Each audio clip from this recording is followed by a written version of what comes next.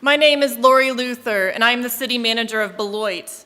Welcome to the 18th Annual Roy Chapman Andrews Distinguished Explorer Awards Ceremony. On behalf of Council President Regina Duncan, Vice President Clinton Anderson, our full council, and our community at large, it is my honor to welcome you and thank you for attending today's event. This beloved annual presentation is a unique opportunity for the City of Beloit, Beloit College, and our entire community, including students of all ages, to gather together in a very special way. Beloit College President Scott Bierman and I are both fond of saying that the city and the college not only share a name, we share a rich history and undoubtedly a vibrant future. This event allows us to embrace both our heritage and the possibilities that lie ahead. We are fortunate to be the birthplace of the brilliant Roy Chapman Andrews, and this event helps memorialize his scientific contributions to the world. Each year I have thought the society could not possibly outdo itself with the caliber of scientists and explorers who are recognized each year, and yet they manage to do so. Tonight will be no different. Thank you again for joining us in this year's celebration of Beloit's rich history and the advancement of scientific discoveries across the globe. At this time, I would like to introduce the president of the Roy Chapman Andrews Society, Joe Stottleman.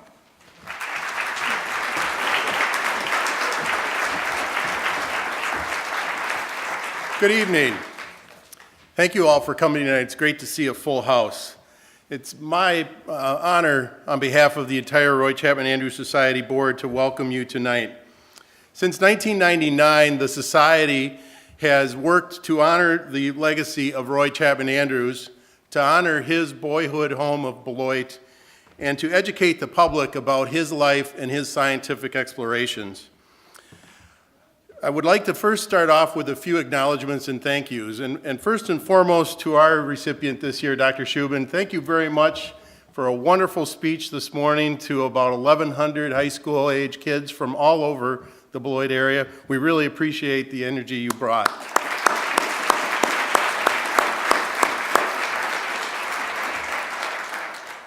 As a membership-driven organization, our membership is what makes us work. And so if you're not a member, we'd invite you to join us at roychapmanandrewssociety.org. If you are a member, thank you so much for your support for us every year. This is the event we do. This is our signature. It is celebrating what we call Beloit Original, Roy Chapman Andrews, and our world here in Beloit. This is a unique event that not many communities throughout the country can say they do, and Beloit does this every year, year in and year out. It's because of our sponsors that we can do that. And I'd like to just acknowledge those sponsors today, starting with ABC Supply, Amy Lowkrantz, Angus Young Associates, Beloit College, Best Events, Blackhawk Bank, Comerica, First National Bank, Ironworks Hotel, the Nice Family Foundation, Resonate Web Marketing, School District of Beloit, the State Line Community Foundation, and finally Visit Beloit. Would you please give those all a round of applause?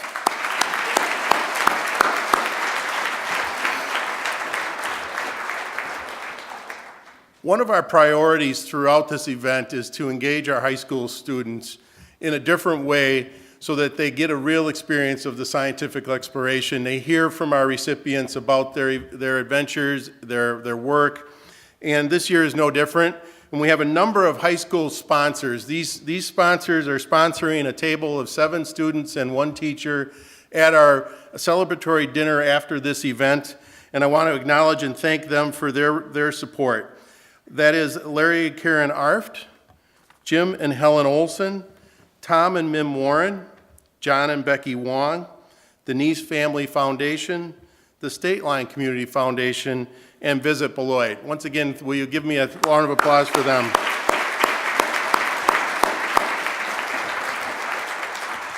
And finally, if I could ask all the members of the Roy Chapman Andrews Society Board to stand at this time. These are the people that work year-round to make this event such a special day for everybody here in Beloit. And please, if everyone could rise and take a round of applause.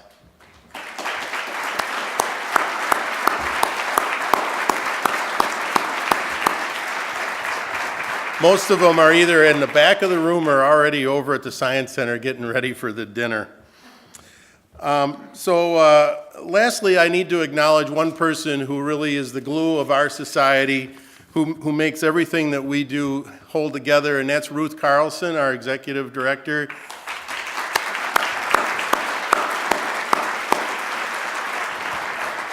She plans out every minute of the yesterday and today to make sure that this is such a special experience for all of us, and she does such a great job.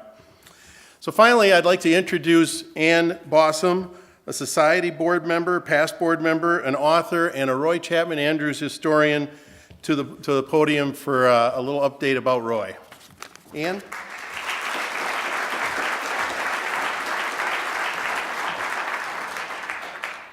Well, good afternoon, and thank you, Joe.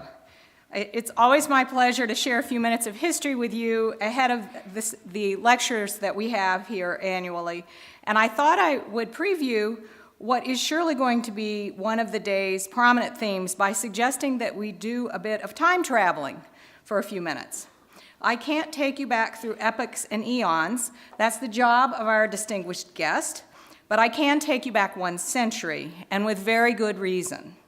So let's go back to 1919, because that was a very important year. Not only did the troops come home from the First World War, not only did Curly Lambeau help to organize what would become the Green Bay Packers, and I realize that that may be the most important event of the list, but for hometown fans of Roy Chapman Andrews, 1919 was also important because that was the first year he conducted field work in the Gobi Desert of Mongolia. So think of that, field work in the Gobi. And if you're conjuring up images of Andrews crossing the desert with a fleet of Dodge cars in the company of a train of camels, you must clear your mind. That travel came later. 1919 was simpler. 1919 was the basics. It was the beginning. It was the very first glimmer of what would follow. It was a man on a horse, that would be Roy, a woman on a horse, we're talking here about his wife, Yvette, a few oxen pulling carts, and several assistants. That was it. For most of the summer, the couple sized up the countryside, documented it with photographs, collected zoological specimens, and for good measure, defended themselves from man-eating dogs. Andrews had wanted to explore Mongolia with Yvette after crossing the Gobi the year before in 1918 while on some sort of military espionage mission that he remained cagey about for the rest of his life. He was smitten with the place at first sight. I had found my country, he later wrote, the one I had been born to know and love. Andrews would love that landscape, its people, and the mysteries it revealed for 5 more expeditions, the ones with the camels and the cars, and he would treasure his memories of Mongolia for the duration.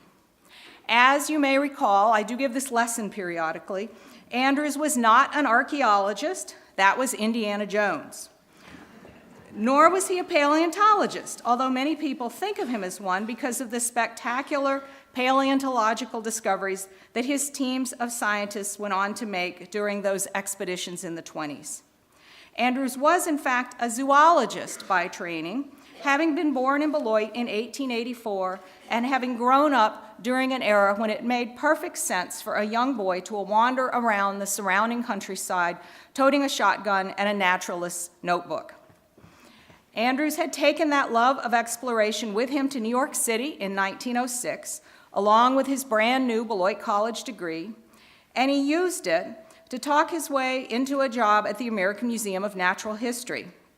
Some dozen years later, he used these same persuasive abilities and his experiences in Mongolia to convince his boss to let him return there for more extensive exploration.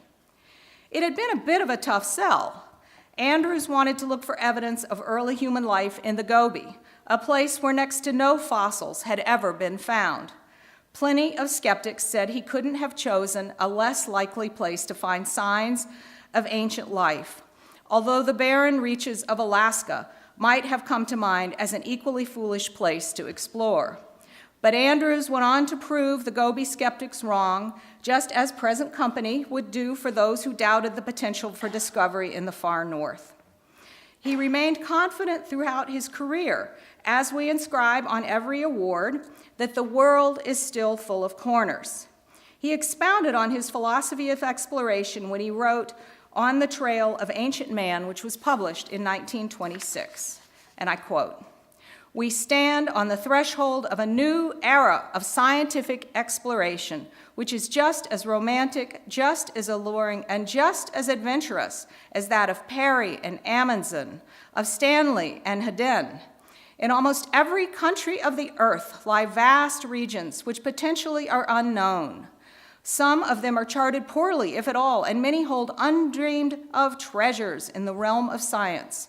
To study these little-known areas, to reveal the history of their making, and interpret that history to the world of today, to learn what they can give in education, culture, and for human welfare, that is the exploration of the future."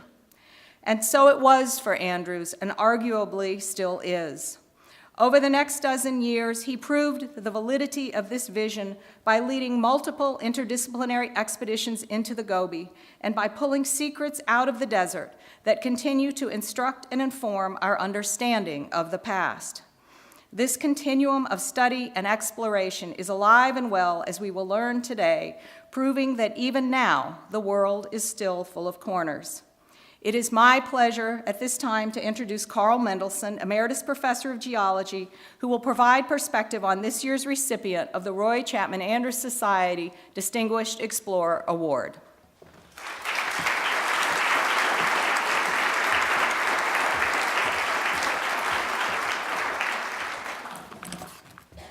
Thank you very much, Anne.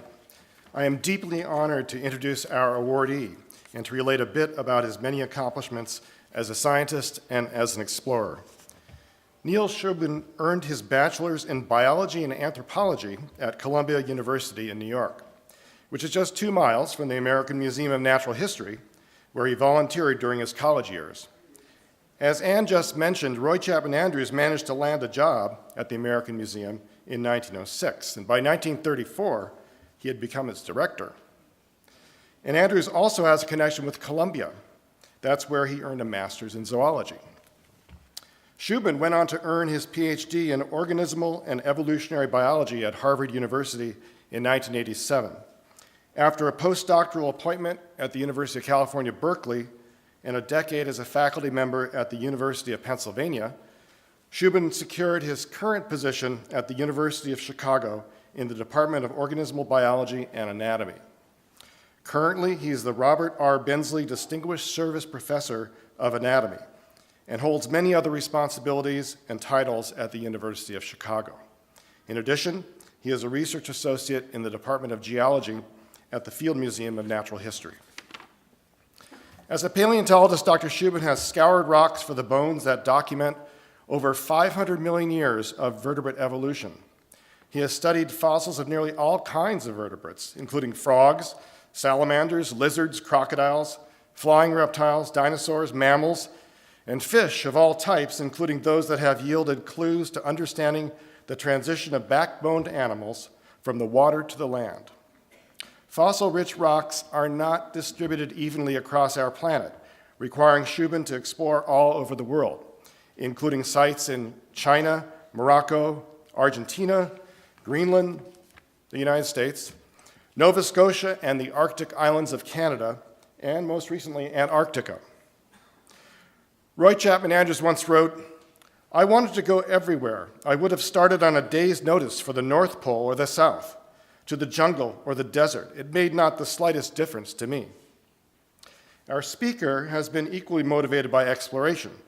In his book, Your Inner Fish, Shubin writes, "With each new fossil find, we discover answers to old questions and are challenged to pose new, more refined